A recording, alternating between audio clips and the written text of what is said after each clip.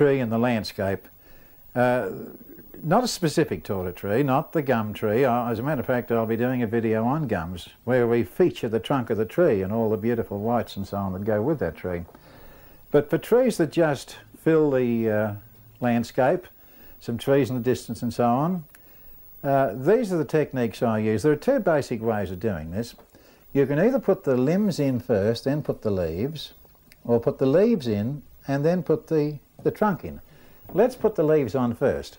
Now, I won't be worrying about the colour we're using. As I come into more specific paintings, in the next one I'm going to show you when I do this finished painting in this video, I'll tell you what colours I put in those leaves.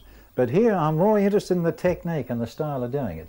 So I'll just mix up a number in an Antwerp blue because it's very strong. Now, the thing you must watch here is how you hold the brush. And this is where the flat brush comes into its own. And that you've got textured paper. You must study the shape of trees.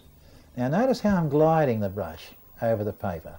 And I get that lovely broken edge about it. Let's do that again. Antwerp and burnt umber.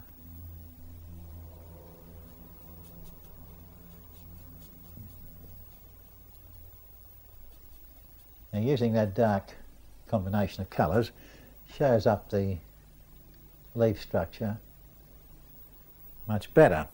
Right, now I then get my right brush, get the 1/4 inch brush in this case, and using the same colours, or I'll use straight burnt umber as a matter of fact, put my trunk in, get the brush on its edge, I can get finer lines up there.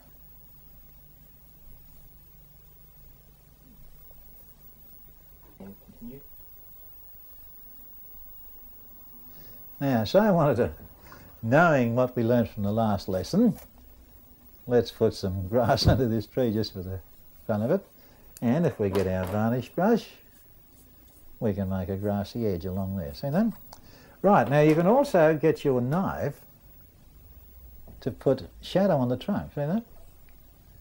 You can cut limbs through the tree. We just repeat the same sort of exercise. You can bring in your smaller brush to get the more twiggy things. Right, now that's the way where you do the leaves first and the trunk second.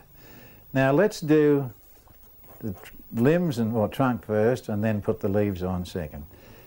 Now, strangely enough, this I found was the hardest exercise for beginners to pick up. So don't be despaired if you don't hit it the first time. Now, where I came down with the leaves, this time I'm going to start from the bottom of the tree and work up. Now, I start with a 1/4 inch brush, then I'll get my little, go to one of my round brushes, and this is the stroke that I was saying with the grass. It's very tricky. Raise the brush as you go away. It's that dry brush stroke.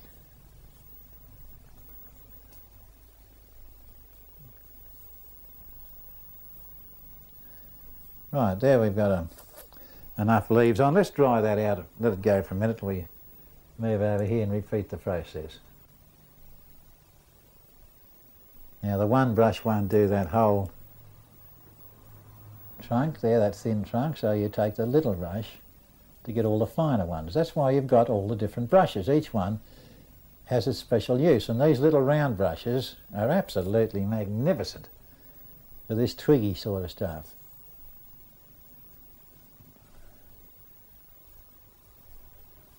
Right, now let's go back and always use the biggest brush necessary. I'm going to use a 3/4 inch brush, or the number 8 for this. Now let's just take a raw umber here, so there's a bit of contrast.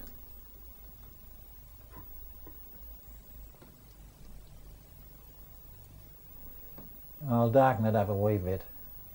Now, same technique, hold the brush on its side like that. and put your leaves on.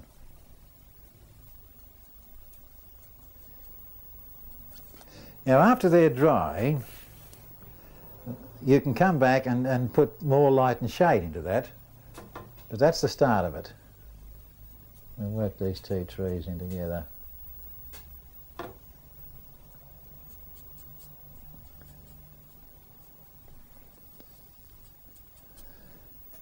Right. Now, if I were painting a poplar, and keep in mind that I'll be doing poplars for you in a special video, the lovely golden poplar. That's the way I'd work the poplar tree up. If it were green, of course. But I like to flow the way the poplar grows. And I'd then put my trunk in there, put some cuts where the tree is appearing, the trunk's appearing through the leaves. Get my little round brush again. I've always got these bits of limbs around the base. And that would be the way, under normal circumstances, I'd paint the poplar. I come from the bottom. Now, just for instance, we were doing a pine tree. I don't want to worry you with too many trees at the moment, but I tend to work with the shape of the tree. Now, a pine tree, for instance, I tend to work this way.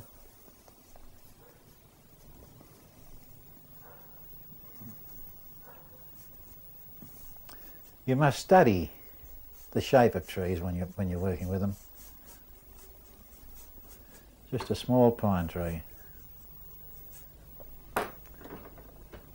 And we'd put the trunk through the tree. That's the last thing we'd do.